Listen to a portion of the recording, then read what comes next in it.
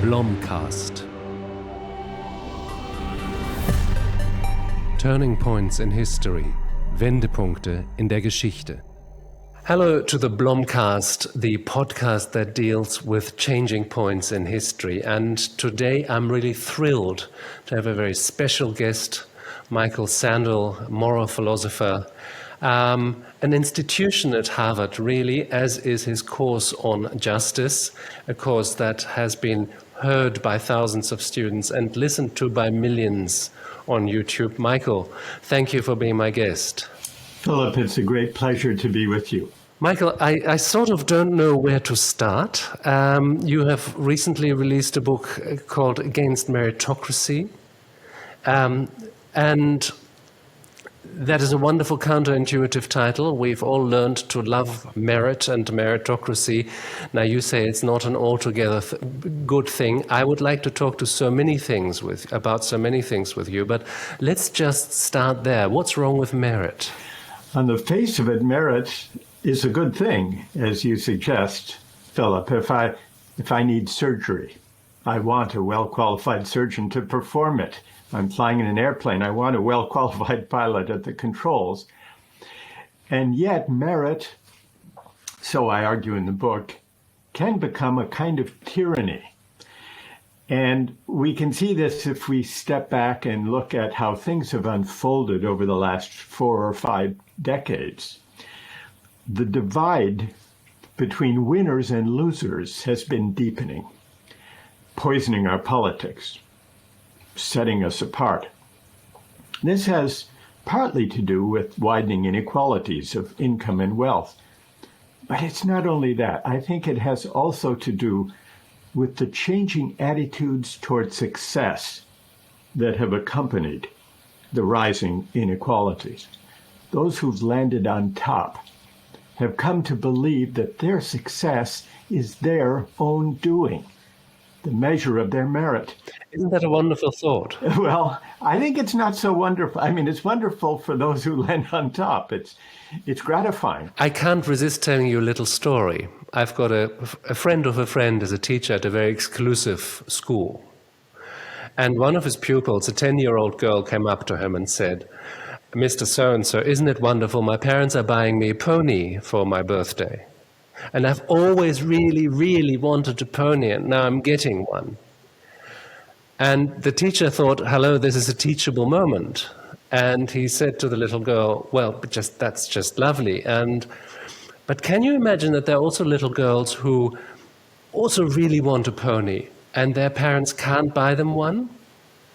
And the girl thought for a moment, and then she said, no, I think they didn't wish for their pony enough. There you go. And it seems to me, the tenor of your book seems to be that the world seems to be divided in people who wished for their pony enough and who magically have come up on top, and the people who just failed to have as strong a will, as great a devotion, as great an industry as those people who are rich and privileged. And the assumption of the little girl, maybe those without a pony didn't wish fervently enough, is a perfect parallel to what goes wrong with meritocracy.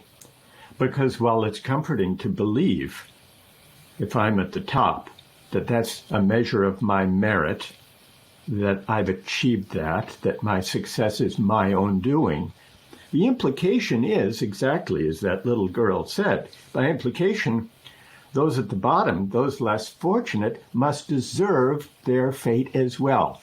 So she grasped the logic, the dark side, or the person who made that commentary to her grasped the dark side of meritocracy. And when we look at society as a whole, as it's developed and as these divides between winners and losers have deepened, the dark side of meritocracy is that it's corrosive of the common good, because it generates hubris among the winners. It leads the winners to inhale too deeply of their own success and to forget the luck and good fortune that helped them on their way. You quote a nice religious phrase, "There for the grace of God go I." That is a phrase that not a lot of people have in their heads when they look around themselves, you suggest. Yes, the more we believe that we are self-made and self-sufficient, the harder it is to see ourselves in other people's shoes. The harder it is to summon the humility that comes with the recognition of the role of luck in life, that comes with the recognition of our indebtedness to those who make our success possible. And so it becomes very difficult to look upon those who struggle and to say, there, but for the grace of God, go I. So in some ways, one way of describing what's wrong with meritocracy is that insofar as it shapes our self-understandings, it feeds our tendency to think of ourselves as self-made and self-sufficient, and this is corrosive of solidarity. You take this back to something that may surprise many people and delighted me. People who listen to this podcast with some regularity may know my mild obsession with theology. I'm not a believer myself, but I've written about the Enlightenment, and I've made the point that the Enlightenment transports an awful lot of theology just with new labels. I mean, enlightened reason and the Christian soul have a lot to do with each other. The status of humankind as outside and above nature, the universalism of the idea, the fact that humans need to be redeemed of themselves and somehow bettered. All of these are very Christian ideas that have become enlightened ideas. You make the case that also these ideas that many people may think of economic ideas actually have a religious and a theological background. Yes, and it goes all the way back to the early Christian debate about salvation. Is salvation something that we earn through good works and through devotion? Or is it a gift by God's grace that is entirely unearned? Augustine took the view that it was wholly a matter of God's grace. Because otherwise God is not almighty. Otherwise God is not almighty. Otherwise God is answerable to our merit and bound, so to speak, to answer to our merit. And this persisted. Luther took the same view. That salvation is not earned. It's not something we merit. It's by the grace of God. It's a gift. It's unearned. And likewise Calvin. But then there was a very interesting transition when the Puritans came to America. They followed Calvin's idea that work in a calling was a sign of salvation. Salvation was predetermined, Calvin taught, but work in a calling was a sign that one was destined for salvation. And this, as Max Weber famously explains, gives rise to the Protestant work ethic and to the spirit of capitalism, because there's an imperative to work, but not for the sake of consuming, instead for the sake of the glory of God. But it proved difficult to hold on to the distinction between work and worldly success as a sign of salvation rather than as a source of salvation. And so the Protestant work ethic that the Puritans unleashed came to view work and worldly success not only as a sign, but also as a source, as a cause of salvation, which leads to the idea that salvation, election, is something we earn, not a pure gift, not a matter of grace. So here was the dialectic of merit and grace. What's earned and what's gifted, that goes right back to the debates about salvation. Now, we think of ourselves, as you were just mentioning, Philip, as we these days debate economic inequality. But the structure of the debate tracks in a potent way this earlier debate about whether salvation is a matter of merit. Now that we've already plunged into history, you've just mentioned another really fascinating nexus between capitalism and indebtedness. In traditional societies, if you get a present, that is not entirely a present because it locks you into a circle of giving. You have to give something back of equivalent value, or you have to hand something to somebody else that is equivalent to that. You are now part of a circle. The charm of money is that it completely cuts off that circle. You pay for something, you don't owe the other person anything anymore. You've paid, that's it. What does that do with a society? Well, one thing it does is it leads to the assumption, which follows closely, this cutting off of a circle of obligation. It leads to the assumption that the money people make in a market economy is the measure of their contribution to the common good. And economists have all kinds of ways of explaining, due to imperfect competition, the obvious anomalies. But the idea is, if a market were perfectly competitive, the marginal product of my labor would correspond to the value of what I've contributed. And therefore, if people deserve in proportion to what we contribute, I deserve the full measure of the bounty the market bestows upon me. And this cuts off obligation in another way, because it creates a presumption that market distributions should lie where they fall, rather than be open to the further question about how they should be distributed. Now, I've never come across a free market in my life, because somehow markets always seem to depend on the fact that there's a justice system and there are roads and people can read and write and things like that. So the infrastructure of societies have a lot to do with it. But mapping on this beautiful theological idea that we merit what we have onto economics, there is one graph that at the moment slightly obsesses me, and that is the great uncoupling between productivity and wages. And we find that basically in the post-war time, productivity in industrialized countries went up by about 250%. Until roughly 1980, wages also rise to about 100% at that time from the starting point. And then wages stagnate and actually fall with inflation. You also write about that. Whereas productivity continues to rise another 150%, and those 150% go into the pockets of very few people, go into the pockets of 10%, maybe 1% of the population, who then ironically assume that they got that because they deserve it in some way.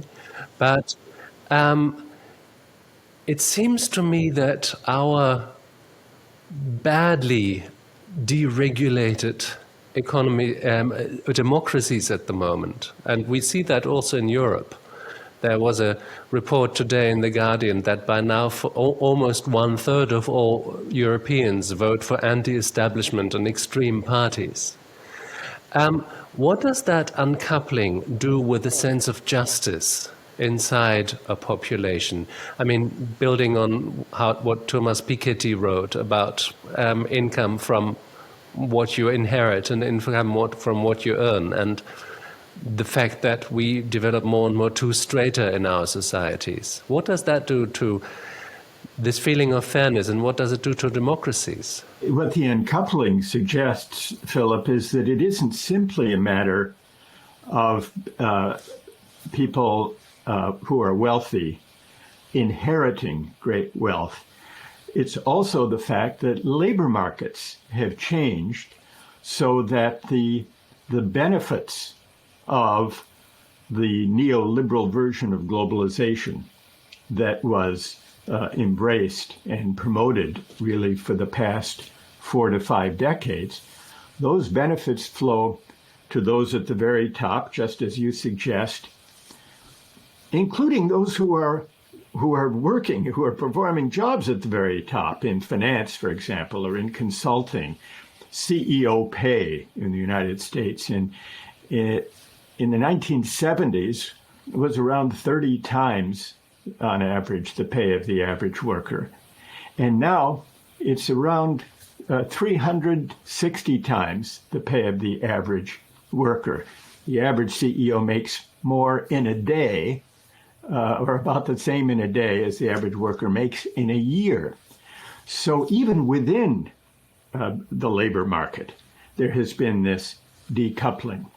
And I think it has partly to do with the project of neoliberal globalization, which had the idea of outsourcing jobs to low-wage countries, often with lax environmental and safety standards, with the ideology of deregulating industries, and especially the financial industry, and also with a politics that went along with that neoliberal orientation of making it very difficult for labor unions to bargain collectively on behalf of workers.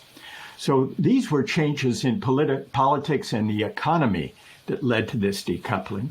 This didn't just happen. It was the fruit of conscious decisions that were taken. Yes, and yet, as those decisions were taken, they were presented in political rhetoric and in public discourse as simply adjusting our social and economic arrangements to necessity, to the fact of life in a high-tech information age, in a global age. And so the proponents of this version of finance-driven globalization presented these transformations, really, the free flow of capital across national border, free trade agreements, the so-called harmonization of intellectual property rights, opening up markets to Wall Street financial firms unfettered by local banking regulations. These were all contestable economic policies, but they were presented under the banner of globalization, which was presented as a way of breaking down walls, breaking down borders, increasing human sympathy and understanding. But the economic policies were under the cover of this appealing banner. And added to that was the underlying rationale that we've just been discussing of meritocracy. Yes, there are winners and losers of this system, but the winners deserve their winnings. And this was a blind spot of especially the center-left political parties. They had a solution to the inequality. They said, if you're worried about wage stagnation and job loss, go to university, improve yourself. What you earn will depend on what you learn, they said. You can make it if you try. There is a conservative minister in England who last winter, when millions of people in the 8th richest country in the world had to choose between heating their houses or eating, because poverty is once again rife in Britain, recommended people quite genuinely that if they didn't have enough money, why wouldn't they get a better paid job?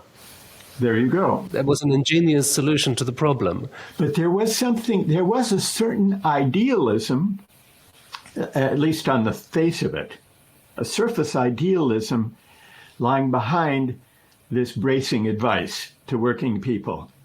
You too can rise if you go get a university degree. And we heard this from center-left and center-right politicians alike from the 90s through the 2000s.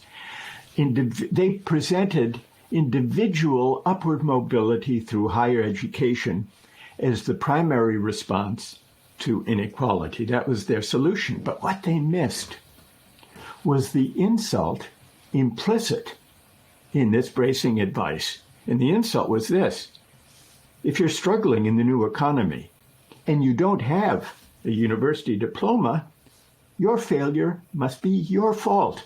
You didn't do what we recommended.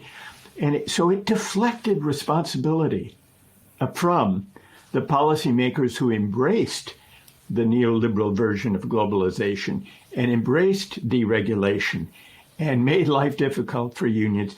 It shifted the responsibility onto those who struggled and who fell behind and who didn't realize the fruits of these new arrangements. But it was all presented as adjusting to the new necessities of life in a global age, as if this was merely a technical problem for experts to work out rather than a contestable set of economic policies with very significant consequences for inequality. You are rather refreshingly tough on technocracy and on technocrats making technical decisions that can't be contested because the expert says they're the only thing to do. That's not quite how politics might work in a functioning democracy. Well, in fact, if you look back, and I cite some of the rhetoric that was used, not just by Ronald Reagan and Margaret Thatcher, who launched most directly and explicitly the market triumphalist project. There's no such thing as society. Yes, and equally important, Margaret Thatcher's famous phrase, "There is no alternative." There is no alternative. This is the most deeply disempowering idea with regard to our agency as democratic citizens in the face of the economy. One can imagine there is no alternative.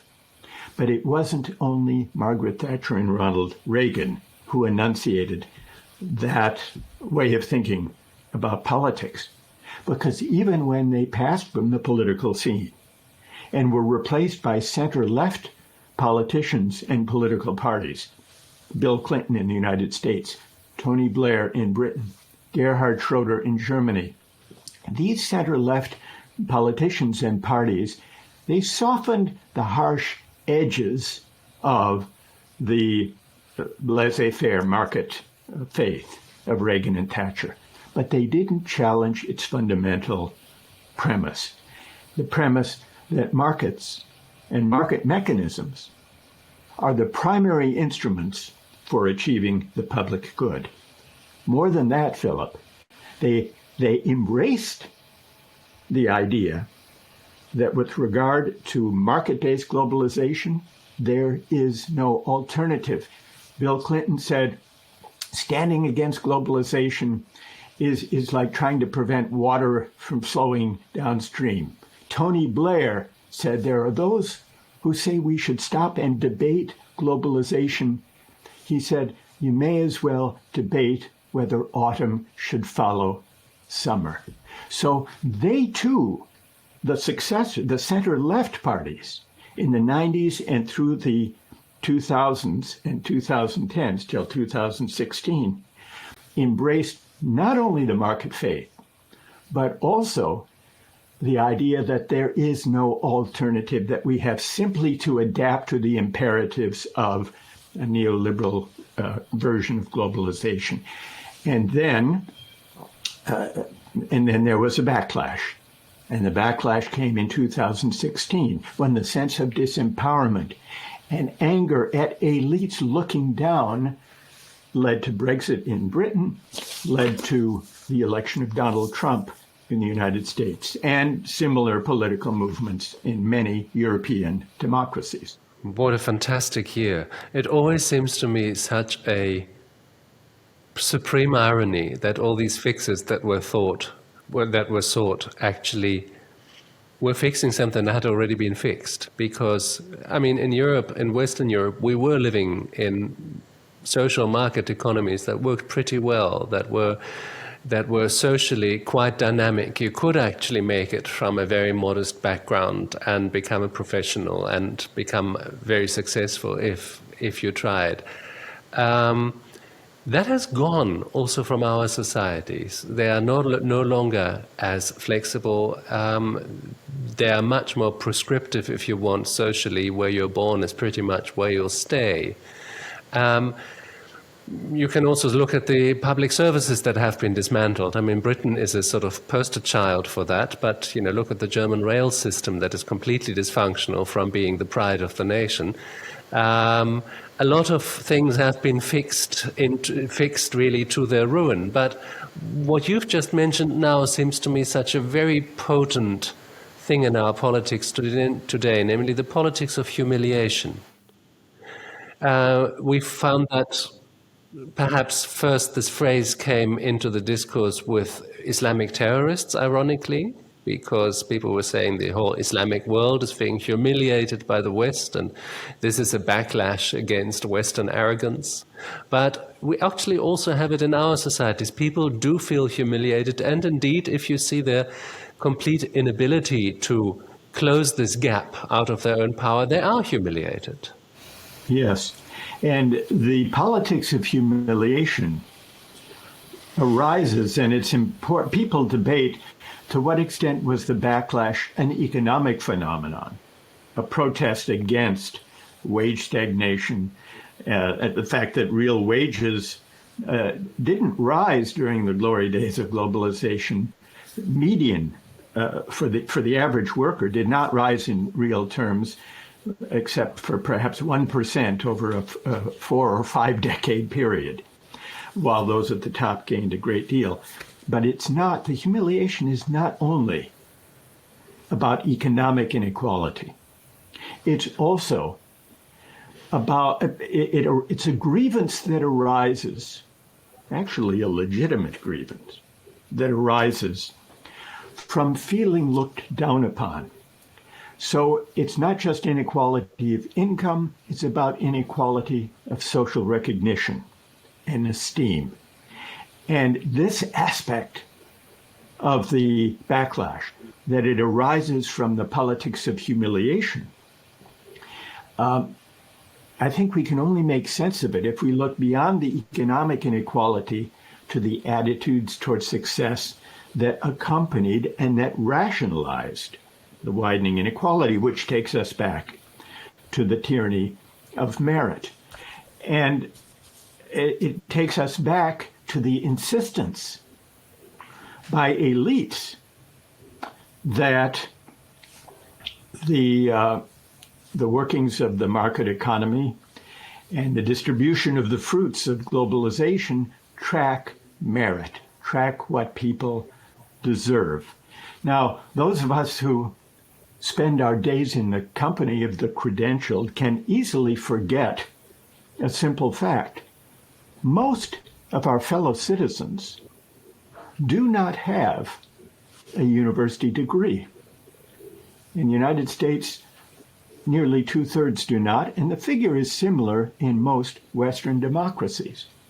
So it's folly to create an economy that sets as a necessary condition of dignified work and a decent life a university credential that most people don't have, which suggests to me that the only way to address the right-wing populist backlash animated by the politics of grievance and humiliation is to change the terms of public discourse, to focus less on arming people for meritocratic competition, go get a degree, and to focus more on renewing the dignity of work. How is that possible? Well, especially in an age of automatization, of digitization, where many jobs will be taken away by, and many jobs that you are describing, also, by the way, many academic jobs, lawyers and tax accountants and doctors, and so will soon find the digital revolution catching up with them. But, I mean, work is becoming more scarce in our societies. At the same time, you say it has to be redignified. How is that supposed to work? Let's start with robots coming for our jobs, the worry that you just raised. What we're seeing in the debate about technology and AI and robots coming for our jobs is, I think, an assumption that is very similar to the assumption that animated the case for neoliberal globalization. This is just a fact of nature to which we have to adapt. And the fact of nature in technology, we are told, is that technology will replace much work, a great deal of work. And so we need to adapt, perhaps some proposed by adopting a universal basic income for a post-work world. Now, there are arguments for and against a universal basic income, and I'm sympathetic to some, but very ambivalent about others, precisely because I worry about the dignity of work and the social recognition that comes from contributing to the common good, whether through paid labor or in other ways. But even before we get to that debate, I think we need to question the assumption that the direction of technology is just given as a fact of nature. I think that's no more true, that assumption, than the earlier idea, the one we've been discussing, that the neoliberal globalization project is just a fact of nature to which we have to adapt. What it overlooks is that the direction of technological innovation, the purposes it serves, are largely determined by patterns of investment. So if we simply, by we I mean democratic citizens, simply stand aside and cede to Silicon Valley venture capitalists the direction that technology will take, it's only to be expected that it will yield such things as the gig economy, and that it will be devoted to creating robots to replace work. Let me play devil's advocate here. Let's take AI. There's the great debate about at the moment how we make AI ethical, how we prevent the worst things that it may inflict on our societies without losing the immense qualities that we could get through AI. I mean, I have friends who are scientists who say that, their work in pharmaceuticals, their work in proteins and protein designs is now basically given over to AI. Now, let's say that we rich global northern nations decide to put AI on a leash and to put very strict limits on its use. Will that interest engineers in China and in Korea and perhaps in Brazil and in other places, and will not their competitive advantage be so overwhelming at some point that also militarily and in other ways they will be able to overwhelm the countries that have chosen not to do that? And is it actually possible to limit this, or will not everything that can be developed simply be developed? I would say my suggestion is not certainly not that we prevent scientists and engineers from exploring the frontiers of AI. The question is not so much preventing AI as directing it to useful purposes. So we have a choice whether AI and new technology will be used to replace the cashiers in grocery stores. And we have even now, you go and you scan your own items. And this represents a technological innovation that saves on labor costs. It essentially shifts them onto the customer, who has to stand and try to scan and so on, all the items. You're becoming an impromptu employee. There you go. Now, this is a development of technology, but does it really contribute much either to the economy or to the common good? Probably not. And yet, so why did technology flow in that direction rather than to create, let's say, scanning devices that maintenance workers could use, so that at the end of the day, in an office building, the maintenance worker, instead of just sweeping up with a broom and a dustpan, could be monitoring through a handheld device the electrical systems, the air conditioning systems, the heating systems. It would increase.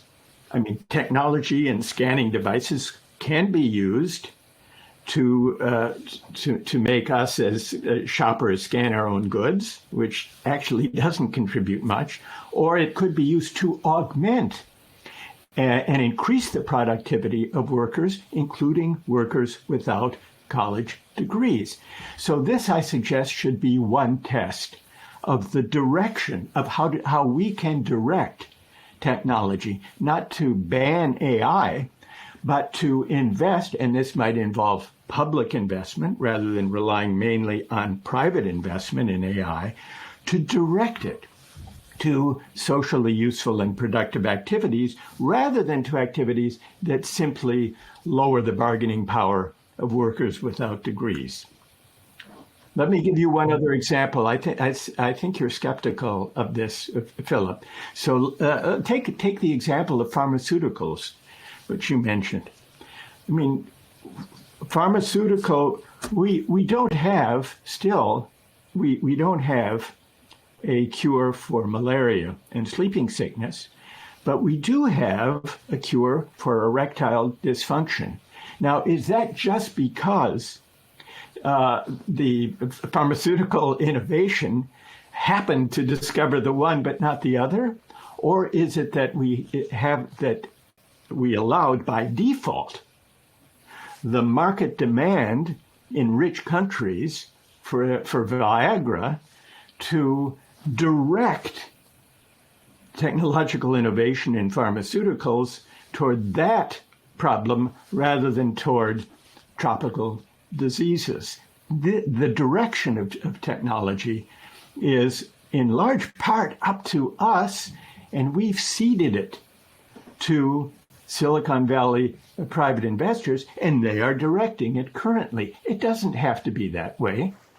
No, the direction to me seems to have much more to do with the age of male baby boomers than with anything else when it comes to Viagra. That was really a necessary invention to be made at this point, and hey presto, it was made. Michael, you're a moral philosopher. Millions of people have heard your course, obviously not enough, because the question is, I do a lot of work on the climate catastrophe and its relation to democracies, and there's a very potent idea that whatever argument the climate movement brings is poisoned by the fact that they're usually parts of that elite, and that they're usually compromised or seen as compromised by coming from that prescriptive liberal elite that tells people what to do and what not to. But it's also very often perceived as a direct personal attack, as an act of aggression. And therefore, politicians don't do anything about it, and therefore nothing gets done. How can we free ourselves from this vicious circle?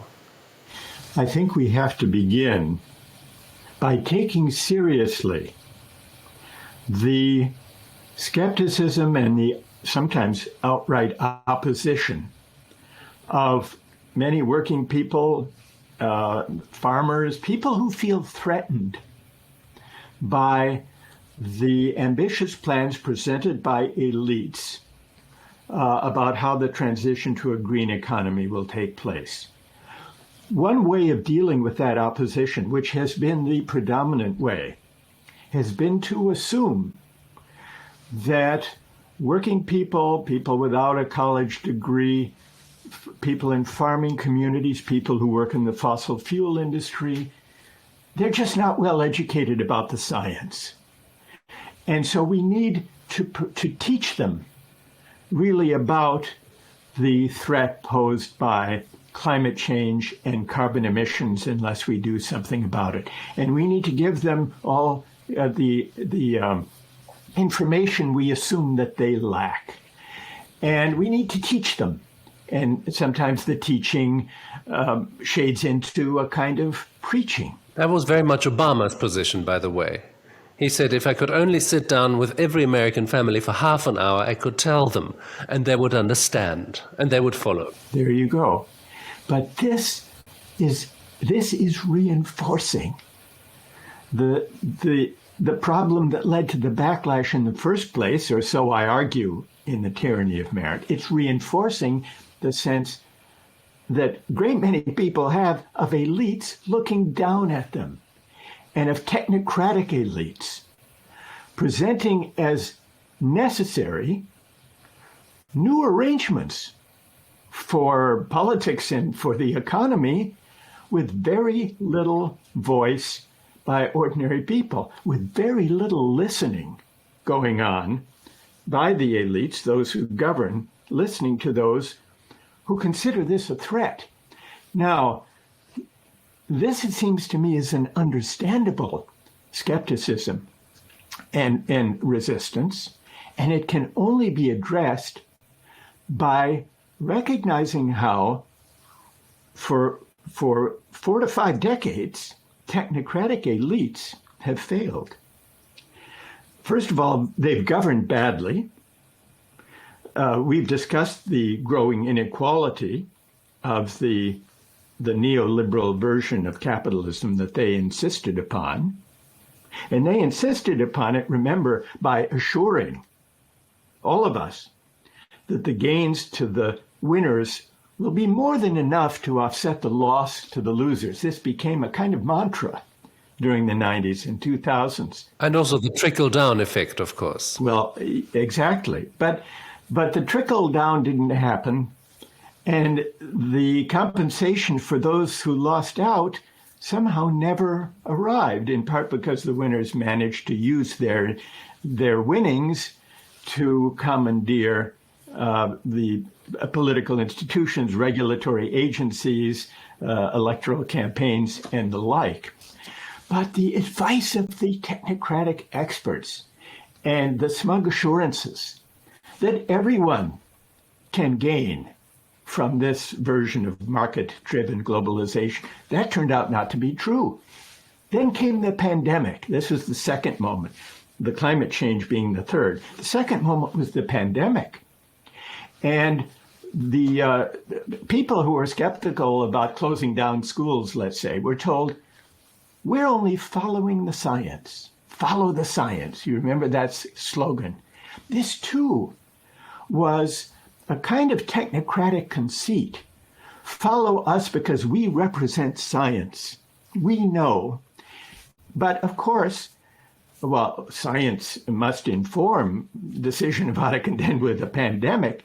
It can't decide fundamental questions of political judgment about when and whether to close schools. That involves practical wisdom, what Aristotle called phronesis. It involves judgment that includes medical and public health information, but also political judgment and a sense of the common good. And it also requires deliberation, hearing what people have to say, rather than saying, we are the experts and we will tell you. Now, my worry, Philip, is that the response to climate change is taking the same form of technocratic experts talking down, assuming that people simply don't know enough about science. But here's what disproves that, apart from the resistance and the impasse, really, on climate change remediation. They've done surveys showing, in the US, they've done surveys, and there is a gap in how seriously people take climate change and how willingness they are to address it, a gap between Democrats and Republicans. If if resistance to climate change remediation had mainly to do with not understanding the science, you would expect that as education, at higher levels of education, that partisan gap would narrow. It's actually the opposite. The more education, the wider the partisan gap on climate change. And even when they test for scientific literacy, who has had a kind of science education, the partisan gap widens on climate change. It doesn't narrow. So what's at work in the impasse is not the ignorance of those who resist technocratic solutions to climate change. It's the same resentment and mistrust of technocratic experts talking down, looking down, not listening, which suggests that the only way to overcome the impasse is to begin instead from the bottom up, to create forums for dialogue and listening in those communities in the Netherlands, let's say, those farmers who were protesting and who suddenly did so well in the vote against measures to deal with emissions by cutting back on. There have to be, or in fossil fuel communities, people who work in that area, they have to feel listened to, and they actually have to be listened to have a voice, which is to say the solution, the only possible response, not only to climate change, but to the populist backlash against elites, is to reclaim for democratic citizens the art of democratic discourse and listening and reasoning together about these questions and ultimately about the common good. So we're not going to solve these problems. There's not going to be a technical fix that will work.